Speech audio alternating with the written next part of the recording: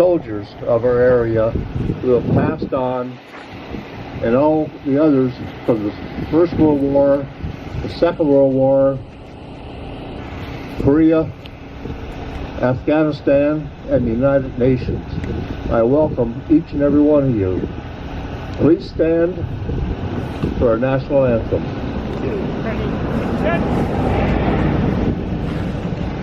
And I'm going to get the school children to help lead us in O Canada, and on the back of the program I have the old version, so let's be sure to say in all of us command. I have a terrible flat voice, so I need the kids to help me. Our home and native land, true patriot love, in all of us command. With floating hearts we see the rise, a true north, strong and free. From far and wide, O Canada, we stand on guard for thee. God keep our land, glorious and free. O Canada, we stand on guard for thee.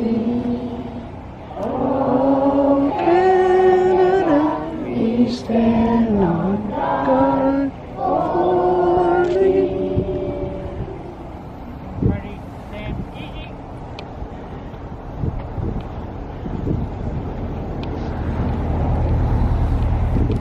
Please remain standing for 1 minute. We'll have a 1 minute of silence for our fallen comrades. 19 from Mallorytown and from around Canada who have passed away and who have lived to protect us, and we have our freedom today. 1 moment of silence, please.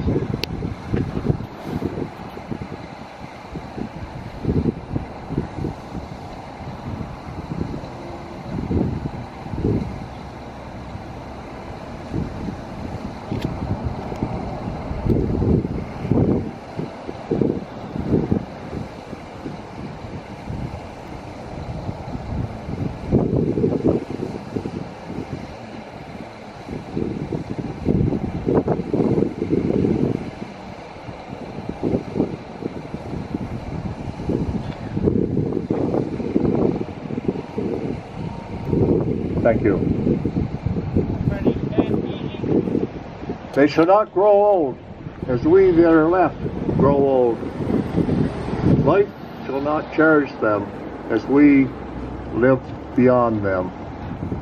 May they live, come back forever. Thank you.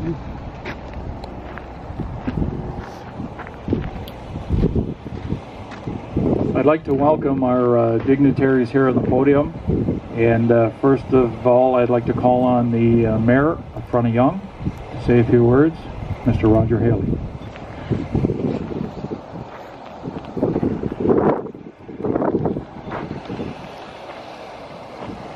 Well, every year I try to, I guess I sway a little bit from the norm, try to come up with a story that the kids would hopefully be interested in.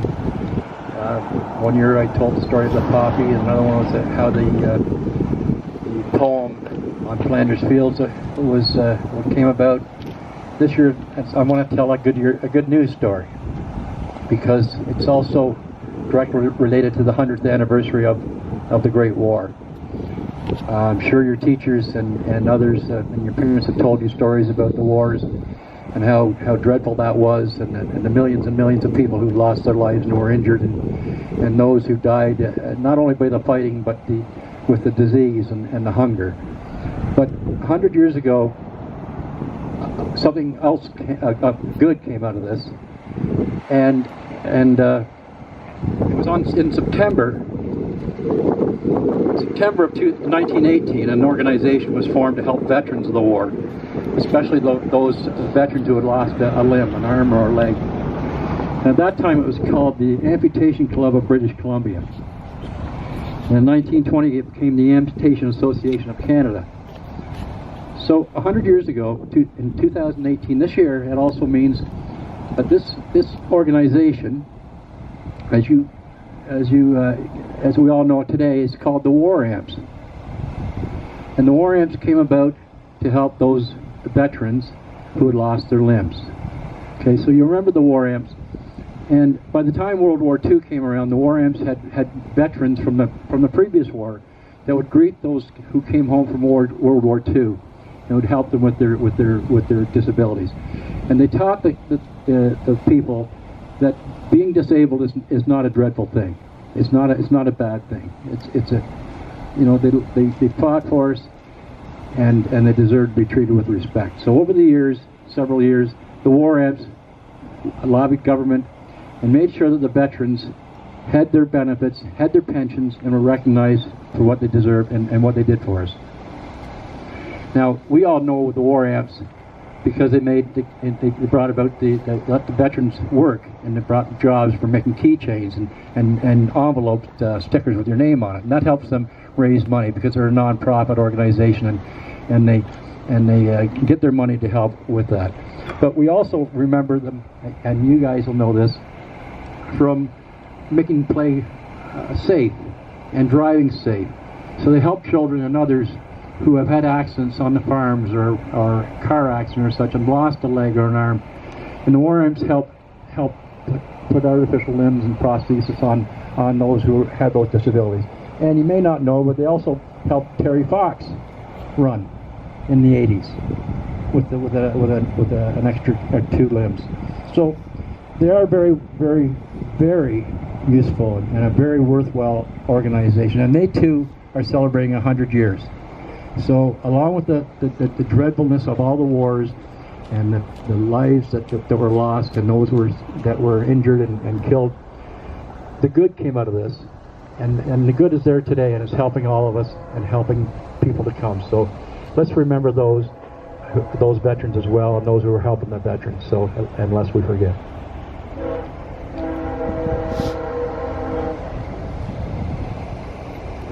Thank you, Mayor Haley. I'd like to recognize on the podium that we have Mayor Joe Batista from the Township of Leeds and Thousand Islands present here today. Thank you, sir, for being here. And I'll extend an apology from Steve Clark, our provincial member of parliament, who could not be here today. Neither could his executive assistant who had planned on being here in his absence. They could not make it, and I just wanted to pass that along. So now we'll have the recitation of In Flanders Fields by Marie Birch. Ready, and good. In Flanders fields, the poppies blow between the crosses, row on row, that mark our place, and in the sky, the larks still bravely singing fly, scarce heard amid the guns below. We are dead short days ago. We lived, felt dawn, saw sunset glow, loved and were loved, and now we lie in Flanders fields. Take up our quarrel with the foe, to you from failing hands we throw the torch. Be yours to hold it high. If ye break faith with us who die, we shall not sleep, though poppies grow in Flanders fields. And now the response by Ray Gilroy. O you who sleep in Flanders fields, sleep sweet to rise anew. We caught the torch you threw, and holding high we keep the faith with all who died. We cherish too the poppy red that grows on fields where valor led. It seems to signal to the skies that blood of heroes never dies, but lends a luster to the red of the flower that blooms above the dead in Flanders fields. And now the torch and poppy red we wear in honor of our dead. Fear not that ye have died for naught. We'll teach the lessons that ye wrought in Flanders fields. Piper McVeigh will have the lament.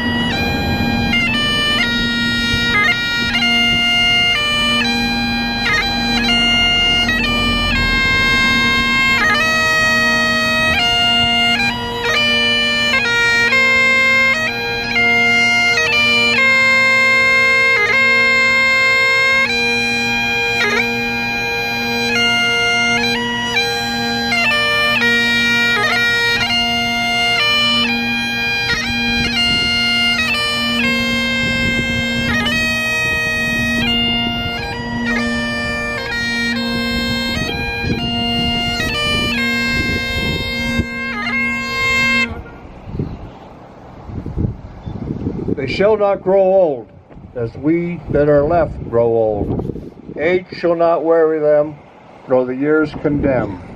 At the going down of the sun, and in the morning, we will remember them. We will remember them.